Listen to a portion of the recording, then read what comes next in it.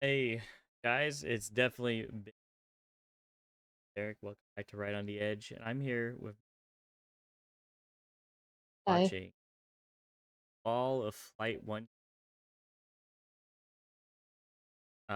airlines, and I have some I can share. I asked from my job involving some of the mistakes that happen and corrections.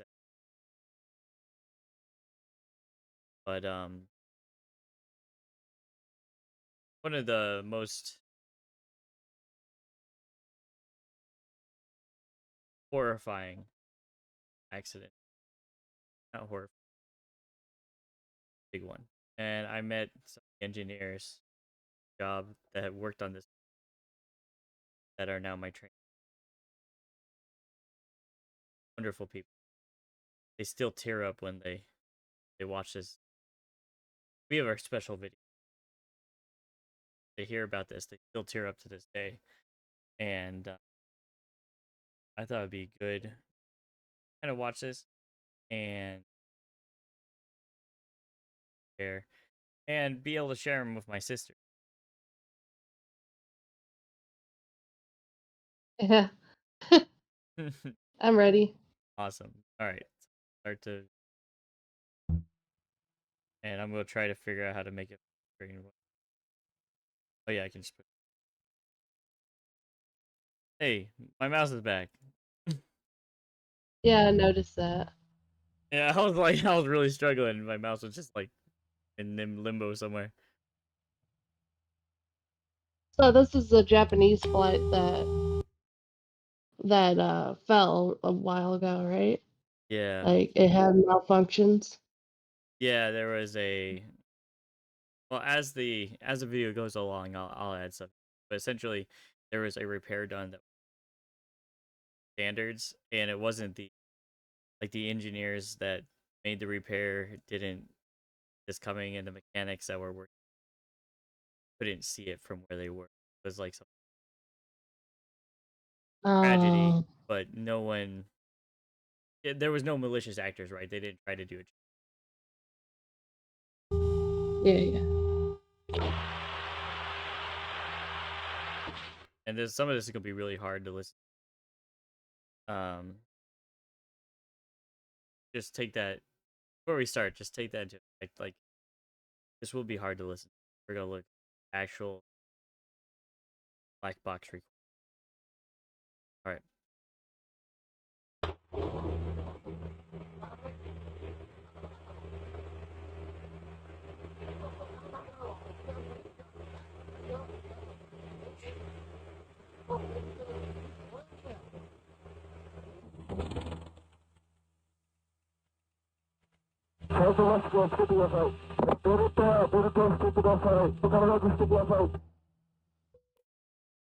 So when they're asking people to put their oxygen on belts during this, it means there's been cabin depressurization. So they're telling you Ooh, your oxygen mask on, remain conscious because aircraft are flying where they are so thin that without that pressurization on, 60. Um, yeah. and I'll input like the first of my notes right here. These people, this was before cell phones, before the internet, or anything. 30 minutes that they were 30 minutes, Yeah. and during that 30 minutes, they wrote messages, calls of the plane, saying goodbye to their family in like Aw. 30 minutes. So shortly after he made this announcement,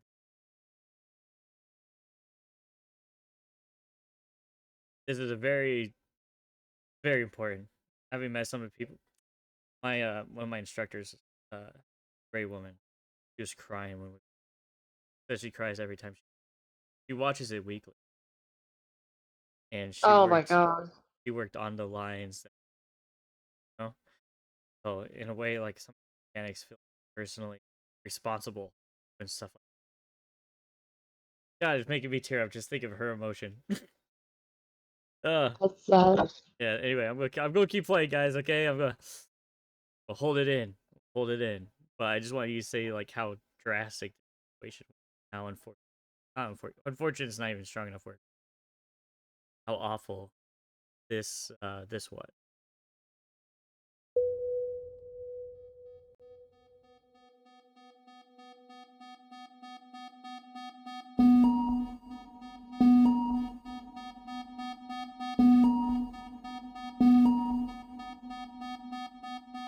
Aboard a Japanese passenger flight on the 12th of August 1985, an alarm begins to sound. Unbeknownst to the pilots, the plane had just undergone a rapid decompression, leaving them scrambling to get the aircraft under control. Over and over, they attempt to maneuver the plane back home. However, nothing they try seems to work. The airplane is completely unresponsive, yet the over 500 passengers on it have no idea just how dire their situation truly is. On this aircraft, a structural component has undergone a catastrophic failure.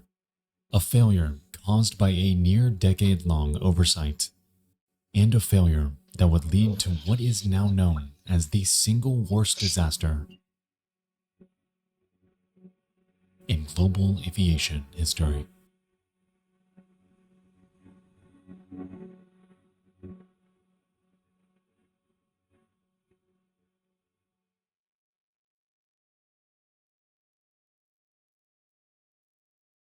Tonight's video is sponsored by Incogni. As we move towards an increasingly Can we skip interconnected this? world, the idea of Yeah. online privacy becomes more No, and more. sorry, man. Incogni. I'll have a link to you guys' video. You guys want to?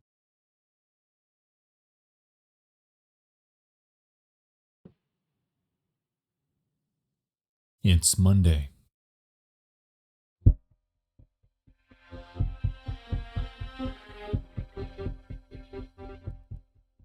Delta Flight 191 is under investigation after a tragic accident. A string of unsolved murders grips a small town in Washington. And across the pond, in Tokyo,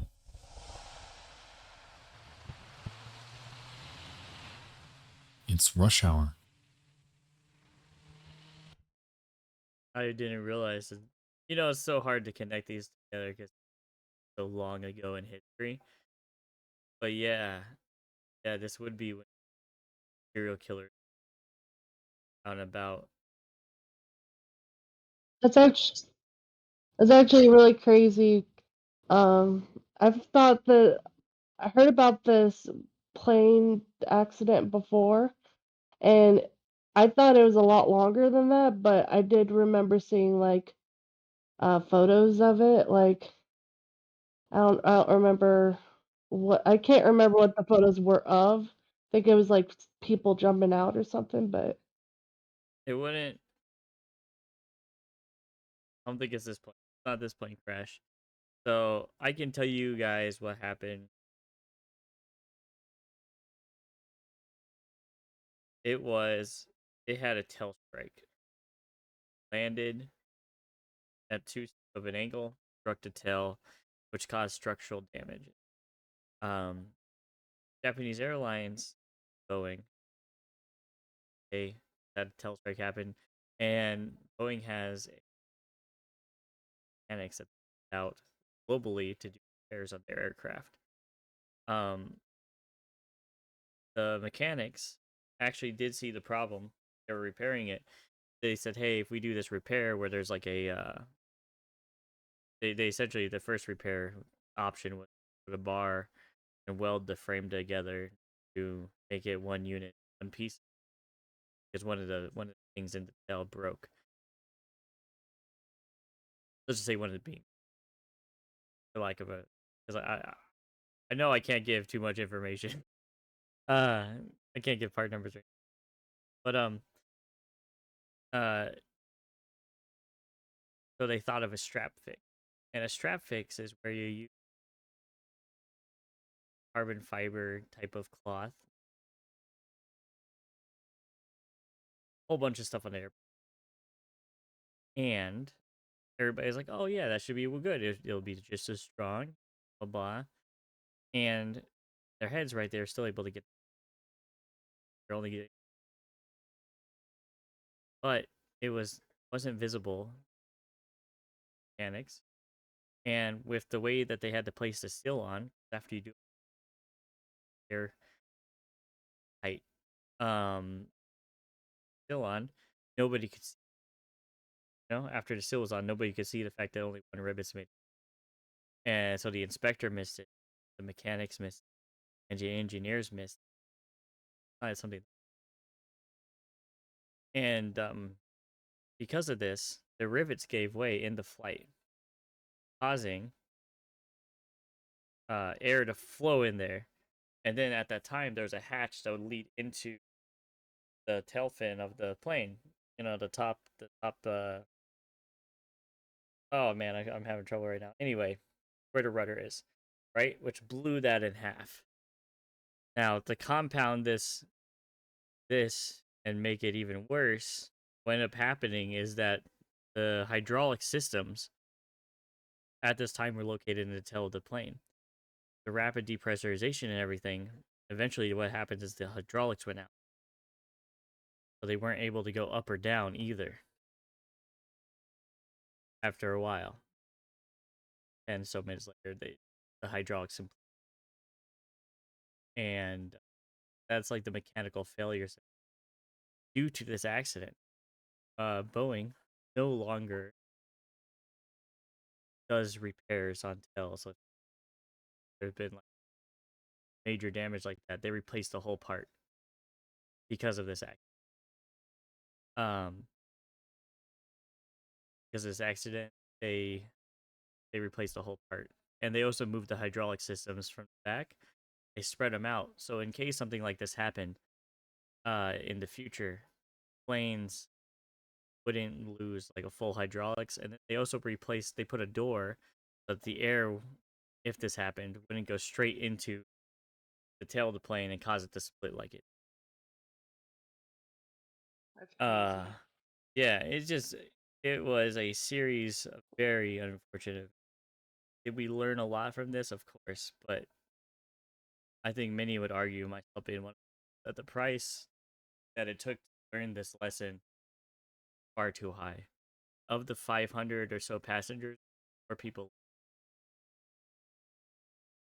That's crazy. That's really sad. and the fact that they lived, A a miracle? miracle, unbelievably a miracle. Yeah, the fact that any survivors were there, and we could probably thank the pilots Yeah. and thank God for it too. Like send your wishes and thanks where you want to. The fact that anybody lived is crazy. I'm gonna keep playing it. Sorry, there's my rant. Now you guys know like the mechanical stuff.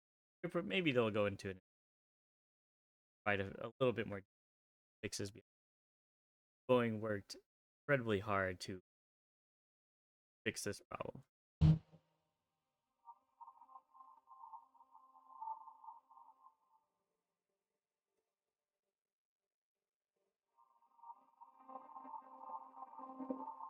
And they really found some old shots for this. It's the week of Oben, a Japanese tradition in which they honor their fallen ancestors, and thousands are scrambling through Haneda Airport.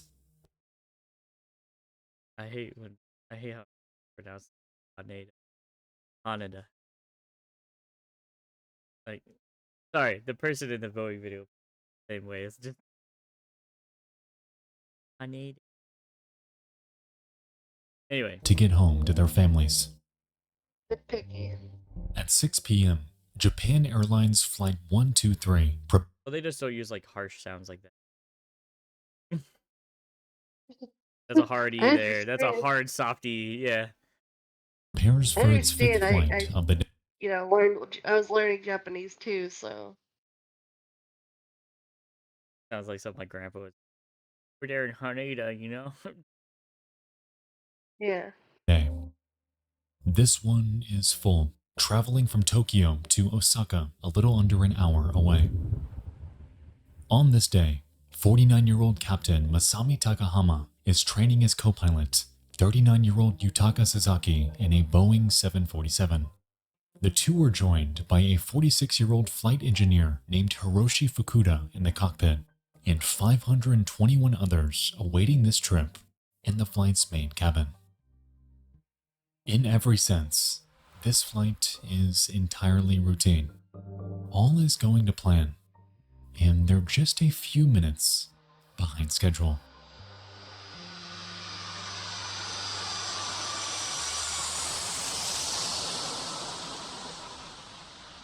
That we love to hear.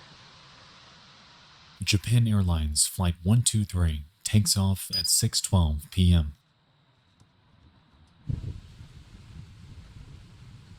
And as the aircraft powers through the clouds, the passengers look out of their windows to a Tokyo slowly fading.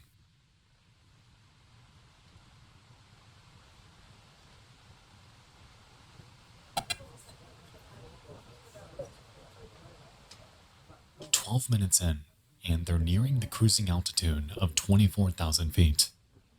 And just as everyone's getting settled in,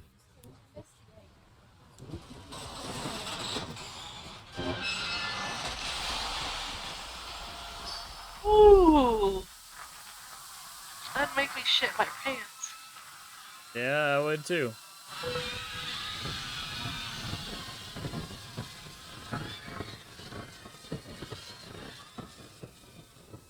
I at don't think it sounds like a 6:25 railroad. p.m., there's a deafening bang to roller the coaster, rear though. as the bathroom ceiling collapses. A blinding white light flashes. The water vapor in the air condenses to a fog, and the oxygen masks fall in front of disoriented passengers. All of this happens in a matter of seconds, sending everyone on board into an unbridled panic.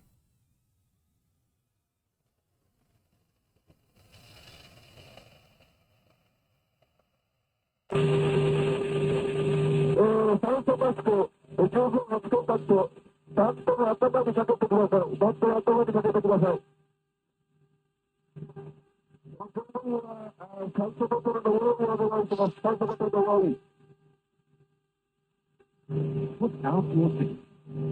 This is an emergency system. Oh yeah, that's right. They could still smoke in airplanes at the time. That's disgusting. It is disgusting, but man, you could do that for a long time. They used to have like, I remember like the end of that era. Grocery stores took out. They used to have cigarette places to put out your butts in the grocery store. But at the end of the aisle, right, they would have like a little ashtray, like in I grocery also store.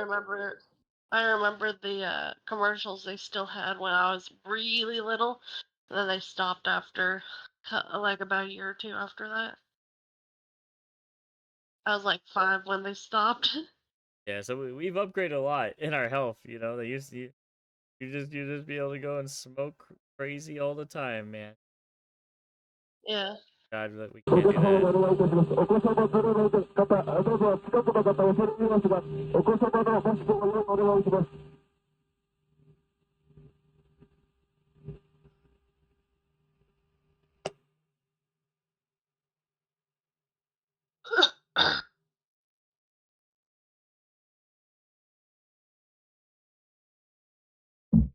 Man, it's so somber.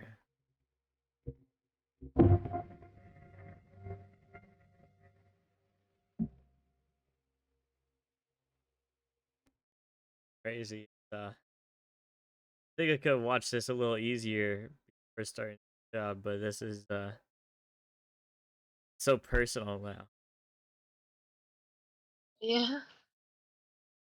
I But don't yeah, have that. I don't have that feeling.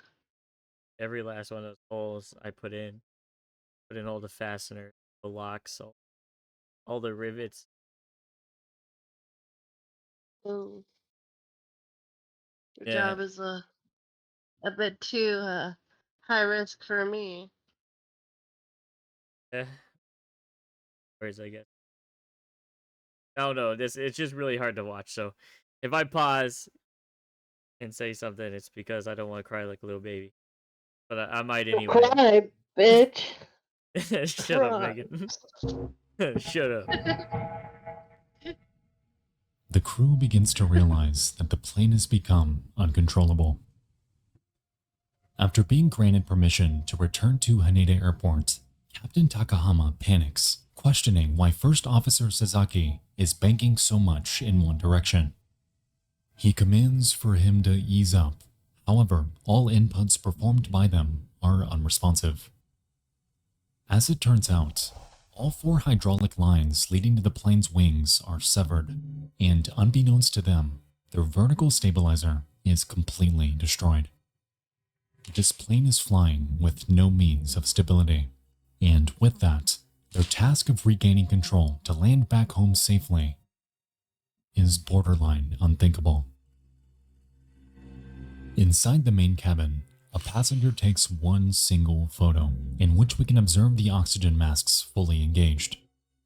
Unfortunately, the supply is extremely limited, only meant to last long enough for the pilots to descend to a breathable altitude.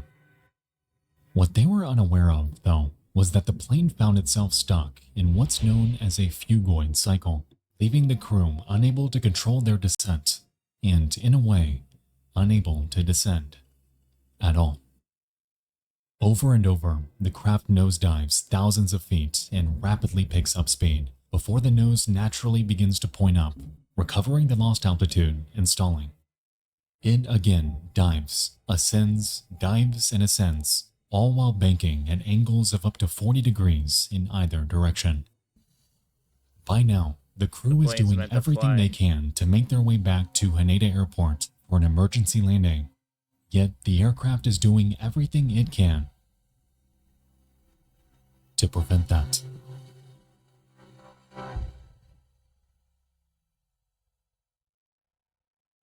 This is actually a safety feature for it to do, because you don't want anything bad to happen to the pilots, like let's say, then have it just immediately crash. Unfortunately. The pilots have not utilized their oxygen masks, and acute hypoxia has taken its grip. The fugoid cycle is problem number 1, yet posing another threat is the ever-encroaching side-to-side roll of the aircraft. To mitigate this, the crew manages to engage the landing gear, effectively suppressing the fugoid cycle. However, over the course of the next 5 minutes, That's the really plane smart. descends over 10,000 feet while rolling at an angle of over 40 degrees. They're almost Effectively, they achieve a complete 360-degree downward spiral over the town of Otsuki, and are understandably losing hope as every critical second bleeds by.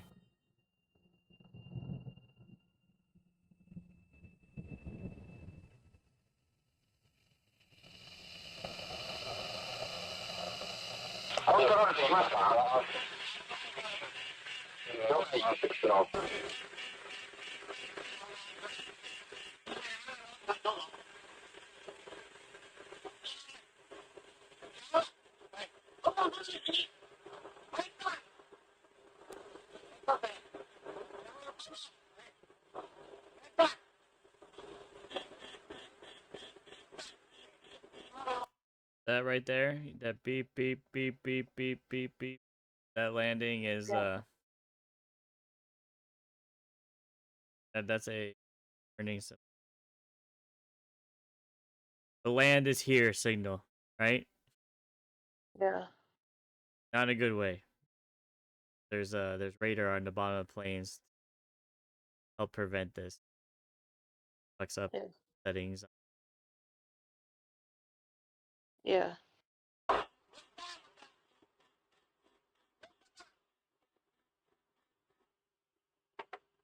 And if you're wondering why they're speaking English, FAA regulation aircraft, so all pilots are required to. That's crazy. I didn't know that. Don't get me wrong, when they're flying, when they're in conversation, ATC, the ATC, but They're required to know English. It's standardization. All the training materials and everything for craft is in. Okay, Huh. anyway, I'm adding in some fun facts.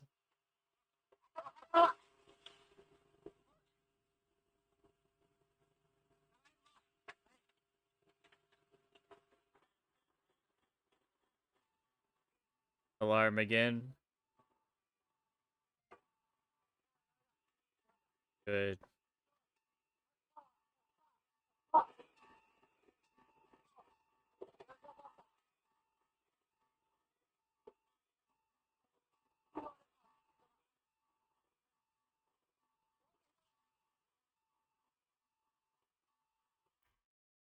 So I'll give some details here. They're descending. Nose is too low. Max power. So they're just all they have control of right now is the engines. So they are trying to increase power, raise the nose. So they're in this constant like to descend. They have to descend in a certain way. They can't steer well. So the only thing that they're trying to do right now is just avoid a mountain. and so when he says max power, they're trying to raise the nose up so they'll clear this mountain. The first officer here is saying the speed it's too much. He's saying we're too far in a nose. We're too far down. If I increase power right now, we're just going to go straight down. And the captain's saying just try it because at this point they've been here for 30 minutes in an uncontrollable plane. And he's like, we're going to hit this mountain or we're going to hit this mountain. Like, we're either heroes or we die either way. So this is them giving up. And it's completely understandable.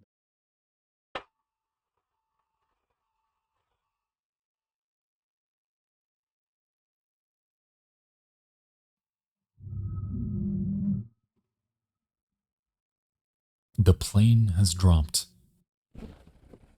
to a mere 6,800 feet.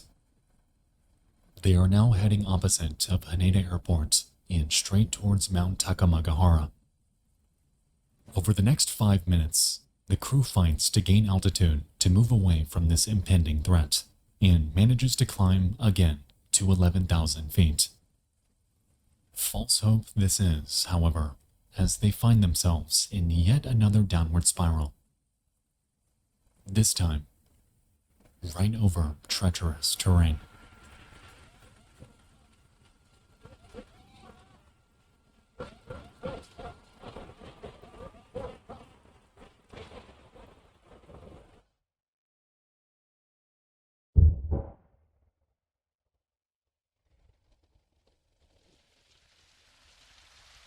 Absolutely. Oh, they hit the mountain. Yeah. Unable to pull up, they crash into this mountain. Ugh. The fact that they stayed airborne for 38 is a miracle in it. Yeah, Yeah. that's awful.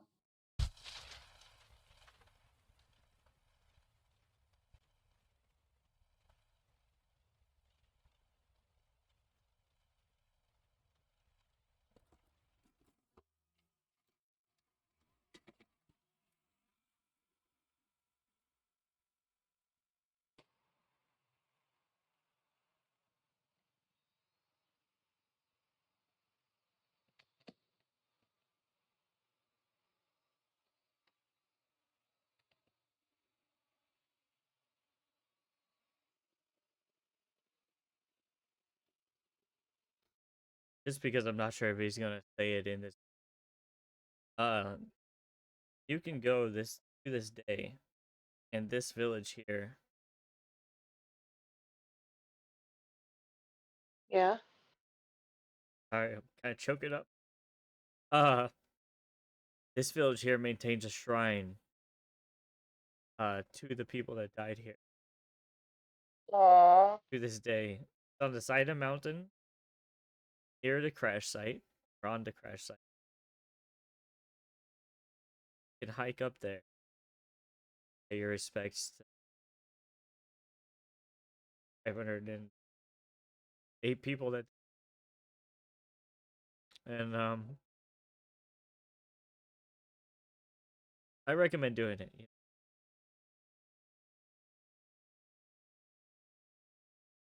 Give me cry, actually. This is this type of thing that myself and a lot of people love about Japan. That these people did it not because they were told to or supposed to, but because it was like, the right thing to do. Sorry, Yeah. guys, I'm a big old baby, and Megan's a bigger baby. So I'll keep I'm not playing. crying though. Going to later on.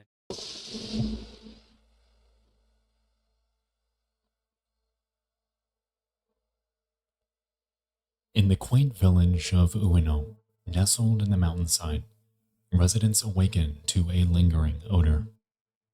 In the air, rescue and news helicopters zoom by as they discern something the locals don't.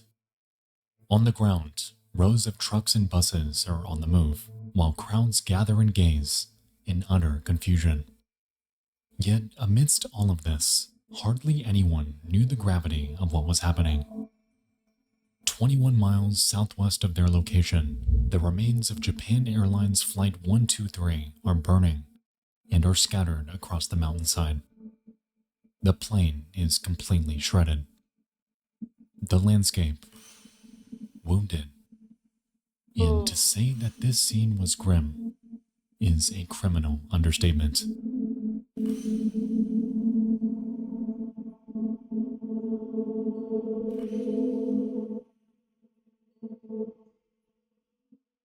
Out of the 524 passengers on board that night, only 4 survived. This guy keeps changing his. Now I don't know which one's the right number. I don't remember what he said in the first place, but Either way, 4 people survived. Over 500 people. This was the worst loss of life involving a single aircraft in the history of aviation. This incident is devastating, and the most frustrating aspect of all of this is that it did not have to turn out this way at all. You see, just 20 minutes after impact, a U.S. Air Force serviceman named Michael Antonucci spotted and phoned in the crash location. However, instead of making the call to lend support immediately, the Japanese military called off the rescue operation under the presumption that not a single passenger survived. For over 12 hours, the plane burned throughout the night. A handful still alive and awaiting help from numerous aircraft that passed right above them. Aircraft that saw them, yet they were completely unaware. That help was never coming.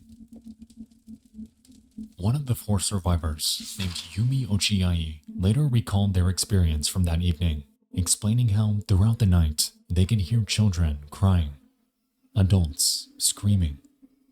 It was loud at first, yet as the hours went by, these pleas slowly faded into silence. Some fell out of consciousness, some lost the energy to continue, but for the vast majority, this stillness signaled the agonizing death of lives that could have been helped. It took 12 so hours in total for rescuers. So what you're saying is a lot more people survived until they didn't pick them up. That's what They're I'm dead. hearing. Yep. So a lot of people could have been like a lot more people could have survived had they actually went down and checked up on the plane. Yeah. Oh Yeah. my It god. would be completely incorrect to say that anyone was completely at fault here. There's enough blame to go around. That's for sure. Yeah, that's horrible. To arrive. Yet by then, the scene was a gruesome graveyard. A Japanese medical doctor stated that had this rescue come 10 hours earlier, perhaps they would have found more survivors. But it was silent.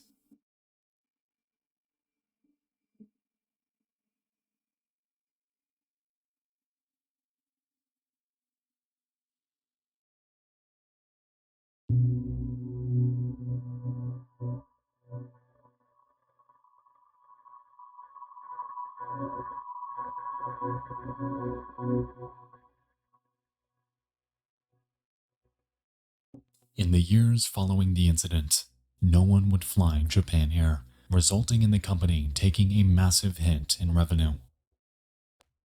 I bet. We had some of like the people that still work at Japanese Airlines today, and a lot of them were like, I remember seeing that day and thinking, "Oh my God, how could this happen?" If I was a customer, I would have said, "I hate you, Japanese Airlines. I hate you," That's awful. and they would have been right doing. With I this, wouldn't both say the there's a single person that was exactly to blame here. Yeah, there's a lot of blame to go. Yeah, not a single person, just a lot of unfortunate act. So the only silver lining of because of this accident, aviation law completely changed. Not just Yeah, that's a Boeing good thing. changed, but laws were changed. Sure, that shit like this never happened again. Yeah. But again, look at the cost. 500 Yeah, that families. was. Yeah. Well, airline and the yeah. Boeing company would pay out hundreds of millions of dollars to the victims' families over time. A reparation immaterial in the grand scheme of this tragedy. Even then, however, guilt festered in the minds of Japan Air employees, as two of them, a 59-year-old maintenance official named Hiru Tominaga and a 57-year-old inspector named Susumu Tajima, would later take their own lives, with the former leaving a note with just a single phrase: "I am atoning with my death." In the end, investigators attributed the tragedy to improper repairs to the plane's aft pressure bulkhead, the rear component of the pressure seal present in all aircraft. It was learned that 7 years prior, the same aircraft encountered a tail strike incident during a landing, cracking the bulkhead and rendering the plane unflyable. During repair, the engineers planned to utilize a large splice plate to connect the two sides of the crack, while reinforcing it with 3 rows of solid rivets. When done correctly, this would re-establish the full structural integrity of the wall, rendering it just as safe as it was before for flight. In reality, however, the repair did not go this way at all. Instead of using one splice plate, Boeing's repair technicians used 2 in parallel to the crack, effectively rendering one entire section of rivets completely useless. This Wasn't with a plate, but yeah, overall, yeah, problem. oversight was never discovered. Wasn't discovered because this here is it, right?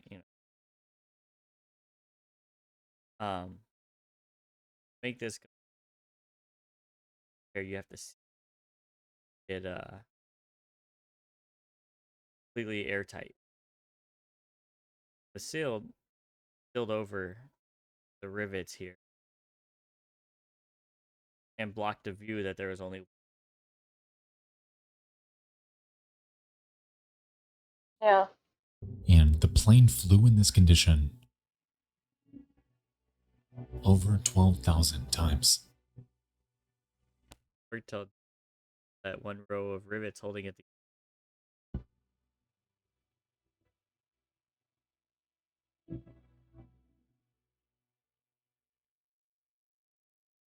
Entire tail.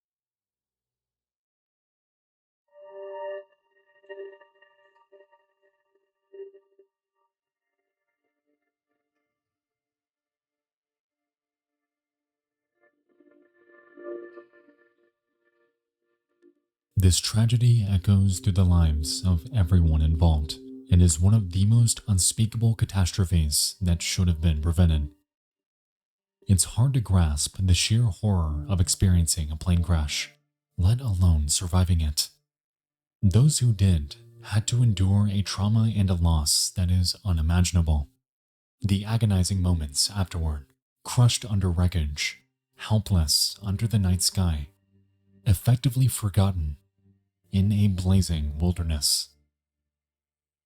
I feel horrible for everyone on board that fateful night, and for the families and friends that were eagerly waiting for them. Oban is typically a time of communion, an annual reconnection with seldom seen loved ones. But for the 520 victims who lost their lives that night, they were never able to finish their journey to see them. Their families awaited those that would never show, and their memory is forever stained by an incident that never should have happened. That night, there was nothing anyone could have done. No way they could have known. But in the wake of it all, one thing is certain. Their memory, their lives, will forever be cherished by those that loved them, and their legacy will forever endure until the end of time.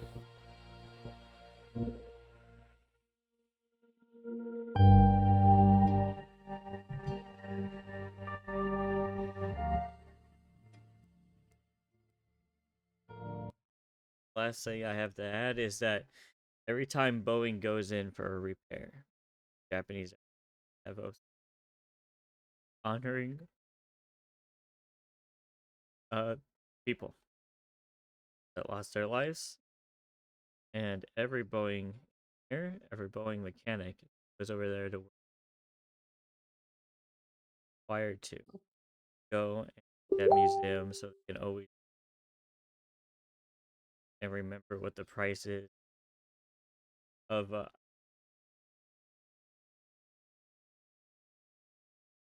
remember what the price is of failure.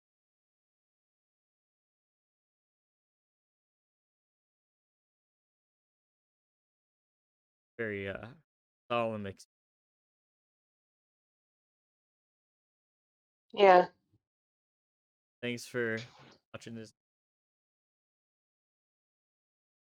Give you a little more insight where there is none. And great day. See ya, guys. Bye bye. Next one, happier one, I think. Should be.